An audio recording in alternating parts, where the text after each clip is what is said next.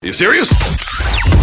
Hello, there's plenty of ways to kill some time out there. Right now, you were killing some with moi, Marcus Bronzy, looking back at the best bits of 2016. Now, we discussed a gentleman called Mohammed in episode 34 who had a robotic appendage. And it turned out that this theme came up a number of times across the year, including episode 39. You're going to remember a specific guy when I start talking about this. Okay. And Mr. Thomas Manning from Massachusetts is the first ever man to get something that Mohammed Umbad will be very jealous of. Mm-hmm. Because Mohammed Umbad had the bionic penis. Yes. Thomas Manning from Massachusetts has got the first ever penis transplant in America. Wow. He's got a new dick. He's had a wood replacement. This brings a whole new meaning to when those ladies dump their man. He goes, I'm getting me some new dick. We can say that now. We can say that now. You ain't going to get dick newer than this, baby. Yeah. Are you going to get some new dick? Well, so am I. I'm going to get some new dick. Shit. Yeah. So Mr. Manning spent 50 grand. 50 grand? Yeah, well, it cost 50 to 75 grand. Okay. That's dollars. Yeah. Milo, can you do the conversion to English, please, while we keep talking about that, please? Roughly 45,000. He did that with no calculator, Billy. Did you hear that? No calculator. Straight away, 45,000. Yeah, Milo got an A in maths, man. Woo! Yeah, so 75 bags, and it's for those who've lost their penis from war, accident, or illness. Wow. That's the only reasons you'll lose. Oh, you can't ask for a bigger one if yours is too small. Nah. What? I know, guys. There's limitations? There's limitations. Apparently, you can't ask for a new willy if yours is too small, but I just know guys are going to be shutting their dicks in the door. Guys are going to be putting their dick in a toaster if they're not happy with the size of their wood. Yeah, man, I can see some elaborate soldiers joining the army with small penises just to lose it so they can get this operation. Exactly, yeah. First day on the job, first six new soldiers shot their groins. Could you imagine, just to get a new wood? But wow, so the deceased donor has to match your blood type and skin tone. So you can't have like a black willy and a white midriff, or the Michael Jackson, which is the white. Didn't Michael have the white willy? Apparently, yeah. So you can't have like the dark body and the white willy. Do you get like a little Dulux color chart? I reckon they hold a color chart up to your old willy and they go, no, we'll just sort that out. Yeah, and you have to have the right skin tone, and there was no guarantee the surgery would work. So, boy, took 15 hours to perform the surgery, and it involves 30 people. What? Working on one penis. That sounds like an orgy. You got 30 people touching your tings, man. That's an orgy, isn't it? I feel that qualifies for it. And what better way to bring your new penis into the world than with love from that many people? 30 people, and a doctor performing the surgery was Dr. Curtis. I can't say his name, but it's large up Dr. Curtis. Touch it, ring it, babe. Watch it. Oh man, oh gosh, there's small print though, Funk. Go on. Surgery is only 10% guaranteed to work, but it can boost your ability to more than 75% of what a normal penis could do. What the hell does that mean? 10% guaranteed to work? That means 9 out of 10 dicks they fall off. It's just there? It's limp skin. It's just all for show, no play. But if it works, it's just to fill out the boxes? More than 75% of what a normal penis can do. Now, I don't know what that means. I don't know if that's because they hook it up with like what? How do they hook that up? They hook it up extra good. Give it an extra bit of blood supply. I don't know. What's 75% more? Because if I was a person looking for an extra penis, 75% more means more size, more length, and last longer. So pick one of those. So this new dick. Yeah. New dick. Yeah. Is basically 175%. Because it's going to be our 100 plus 75% more. Hey. Jeez. This is like something like X-Men. Yeah, man. You know what? People always talk about stuff like this happening, but I think it's not as attractive because really, like, your whole dick getting, like, I don't know if I could do it, man. You know the ladies out there say, shut up, man. Shut up. The ladies say, we want that new dick. Yeah. We want that 175% in the bedroom. Go get that new dick. Or it's like, so So what was it like with your last boyfriend? Well, he was a little bit different downstairs. What do you mean? Well, you know, he had one of those new dicks. I mean, it's cool. Like everyone, you know, not everyone has to get it. Not everyone's got 75, grand hanging around or £45,000 like to get new dicks. And as a man, you're thinking, now, what was that extra 75% like? Oh yeah, what was that extra 75% like? That's what the ladies are seeing. They're just seeing the statistics here. I think a lot of ladies are thinking, well, my man only gives me 50%. Yeah. So they want that extra 175. Which would only mean if they got 75 on 50, it'd be 125%. Yeah. There you go. Statistic. I see what you did there. Yes, fine. If you had to swap your dick with anyone, who would it be? Mr. Marcus.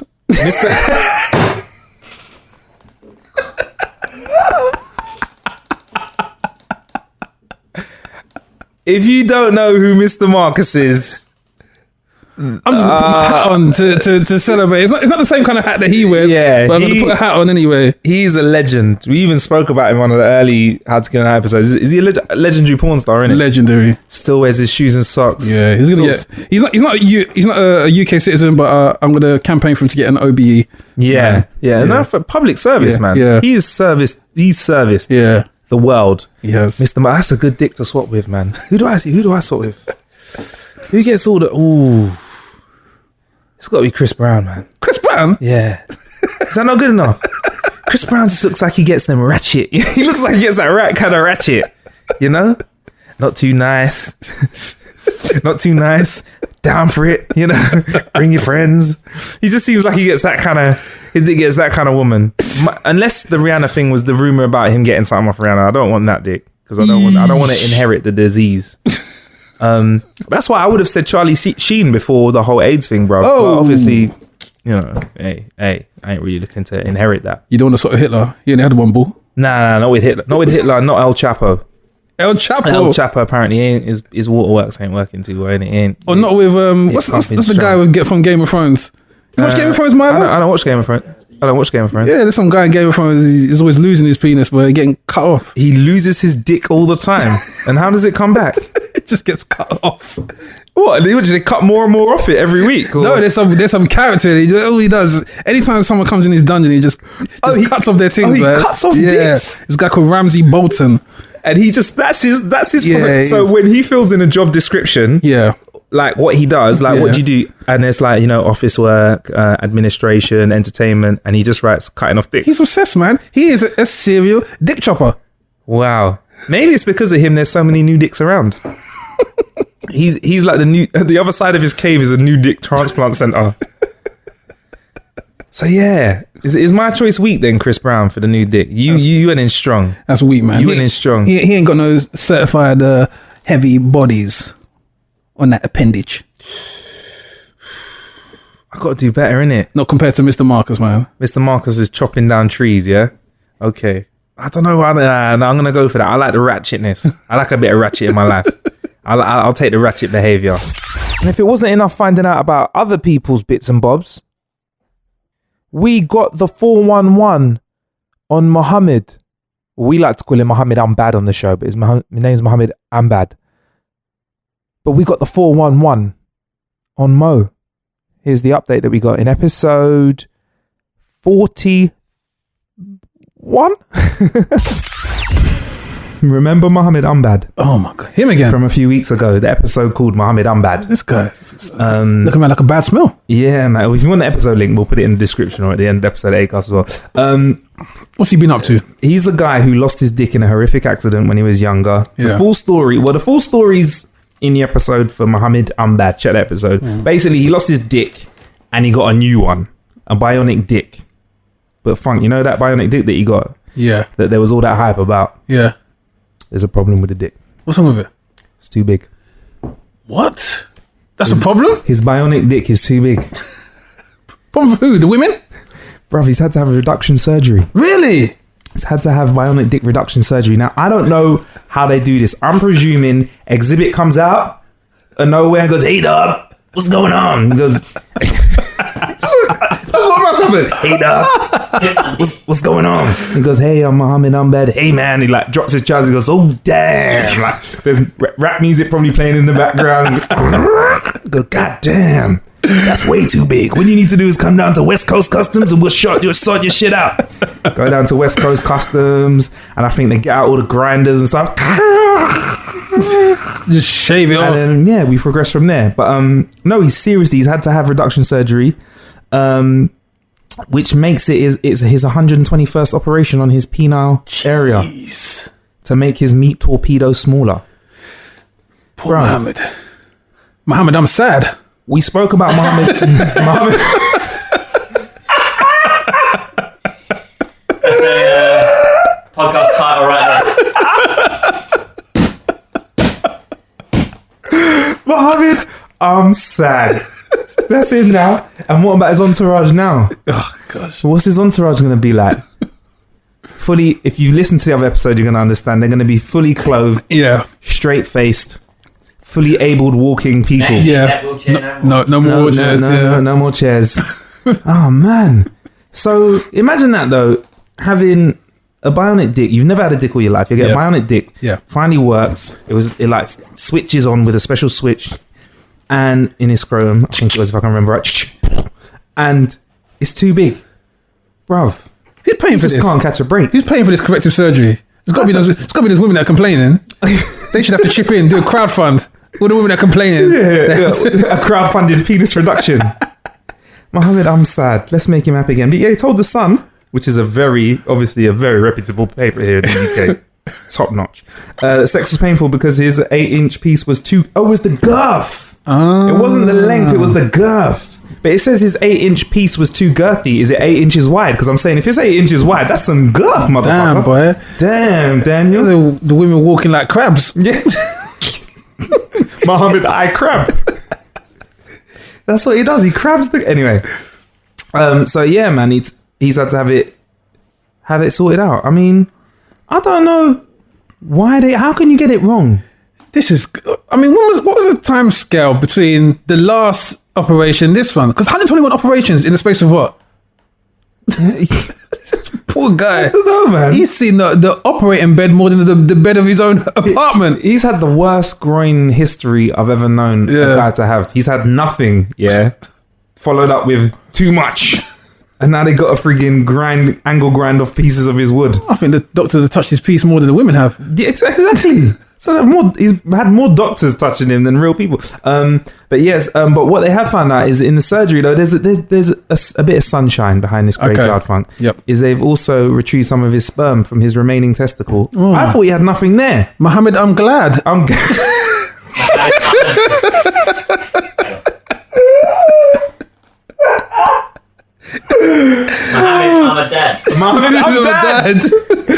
I'm dad. Bruv, so his dream of having children could become a real possibility. Hey, let's finish this. We love a happy ending. He said, "This is the last push. I'm ready to go. Once the stitches are out, I'll take the first opportunity to try it out." Oh, so he can rhyme now as well. Because I was on a male ward with 3 other guys and they were asking me loads of questions. I'm quite happy to show them my bionic penis.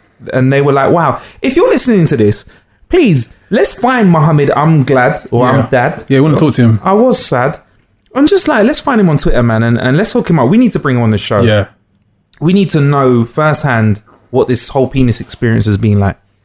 He's had the world's first bionic penis, but he's also had the world's first bionic penis reduction. Bruv.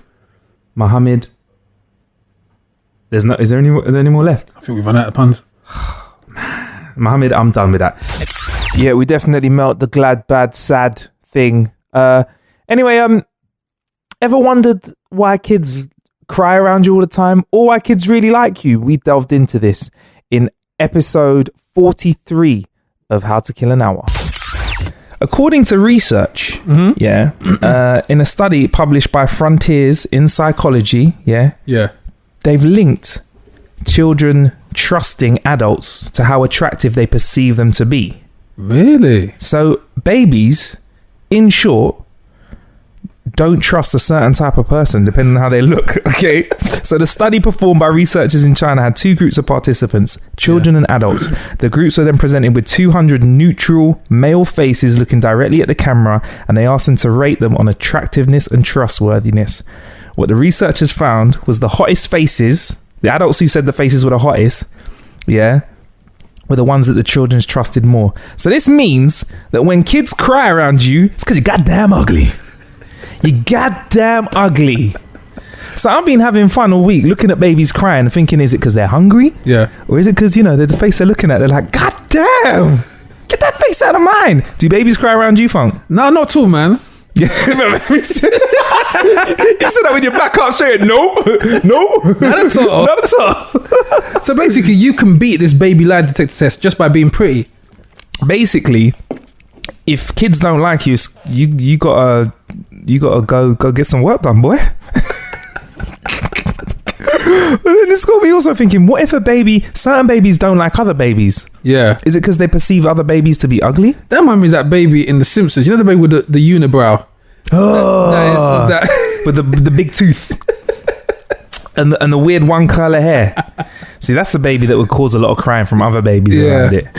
I had 3 experiences with Babies. Yeah. Bruv, you got about 30 seconds to clear that hole that you dug yourself into out again. First instance, a father put their child on the desk, and I'm serving him, and the baby goes, "Lady." To you? Yeah. I just laughed. I was like, "Nah, that's not a lady." is that before the beard? Yeah, that was before the beard. Yeah, that's why. He goes, "Lady." Second instance, I'm sitting down having lunch in the cafe. I hear some baby laughing. I look over. This baby points at me and just starts laughing hysterically. I'm like, what? What is so funny? And what's number 3? Number 3. So again, I was serving. I looked at this baby and he just burst out crying. Oh, so Billy's had a laughy baby, Yeah. a happy baby, Yeah. no, a sad baby and a confused baby. Yeah. So that means you've got a face that is confusing, Possibly also female. amusing, and possibly female as well, Billy. Yeah. But all That last baby that cried is crying because it didn't trust Billy, innit? didn't trust Billy. Didn't trust me. Yeah, Maybe I was yeah. overcharging his parents. Yeah, probably. Skanker. But seriously though, Funk, though, do you think that this is linked to this whole sort of theory that adults don't trust people that are not as good looking as opposed, or they trust people that are good looking more than others? Have you heard of this theory before? No, I never heard. Explain this one to me. So basically, there's another theory going around that, that adults. This is what this is alluding to. That obviously the innocence of children has proven this. That we trust people that are better looking more than others. Or if you're better looking, you're more likely to get a job. If you're better looking, you're more likely to get if you ask somebody for money for the phone box or whatever, if you still use a phone box, that is, a money for phone box, then you're more likely to succeed in life. Do you feel like you trust somebody more if they were good looking compared to if they were ugly? Maybe So because we want to get laid. Yeah, probably subconsciously. All right, this is where we move the microphone away from Billy again because he's just bringing down the show, Bill. Disgusting. Look at Billy. Yeah. Not messing about. Yeah. I think it's maybe because in the subconscious, I guess so. But I'm trying to draw a distinction. Are we saying trust or are we saying lying? Because are we saying that ugly people are liars? Because if we don't trust liars, do we? So technically, ugly people are liars as well. So you're like reverse engineering the theory. I don't know, man. I don't know. This has got a bit too deep for me for a killer bit, bruv. I've just been noticing. I don't know. I've just found it interesting. I mean, put it like this. If somebody came up to you and asked you for a ride home and they were really fucking but ugly, a girl came up to you, she walked up to you, she was like, hey, I need a ride home. Compared to if somebody came up to you and they had some, titties like pow, ass like pow, face like pow. Yeah. Who's more likely to get the lift? Are you genuinely gonna be like, nah, to both of them, or to both of them? Listen, I'm Peter Parker up in this bitch. Yeah, my spider sense will be tingling. Yeah, I can spot them ones. There's what's that Belle Biv DeVoe tune? Never trust a big butt and a smile. Yeah, I'm onto those ones. I've been onto those for years, man. Yeah. So there was what's that? There was some piss poor. I mean, let me put this for the record. Yeah, the worst film I have ever seen, ever, is a film with Keanu Reeves, where he's trapped in his house, and his partner goes away. He's in Spain. I think it's some independent film. Listen, no. I know you're gonna defend Constantine. No, not Constantine. It's his film, and he's trapped in his house, and his wife is just like some kind of like painter or sculptor, and she goes away for the weekend with the kid, and these two super duper beautiful women, they turn up at his house in the rain, in Spain, and they seduce him. They have a threesome with him in the shower. That's and some sort of porno. It's not. It is literally the worst film of all time. It's got a great name as well. What's it called again? Knock knock. Keanu Reeves, yeah. I'm telling you, the work you've done in The Matrix and all those other films has been revoked, man. John Wick. Yeah, John Wick, all those films that made me proud. I brought a tear to my eye for cinematic bliss. Yeah, this film was piss poor, and it was based on that notion of this guy trusting these beautiful sirens. That's what they were. They were sirens, boy. They came in, the seductive bodies, and they tricked him, tried to kill him. All right, so Funk's got a point there. So you're saying you trust somebody up to a certain level of beautifulness, yeah? But once they go over that threshold of beautifulness, then you're like, hey, I believe. Where's the scam? I believe there's two ends to the spectrum. Obviously, you could be super ugly, yeah, like no trust, yeah, like the Noriega track, super ugly, or you could be super pretty, and they're both dangerous. So yours is like a clock, yeah. Whereas 11:59 is super ugly, yeah. And if you know, 1 minute past 12 super ugly, and then you get prettier and prettier and prettier until you get to like 11 p.m. But at 11:59 p.m, that's so pretty that it's dangerous. Yeah, exactly. So if you meet that midnight mix. It's exactly like a clock. Sometimes being too early is just as bad as being too late.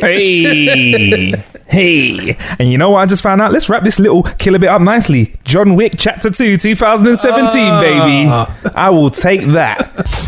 So, there are plenty of ways to kill an hour out there. Thank you for killing time checking out our best of 2016. We've got one more to go, which is going to be packed full of jokes from throughout the year. Thank you for killing some time with me. I'll be back in your ears real soon.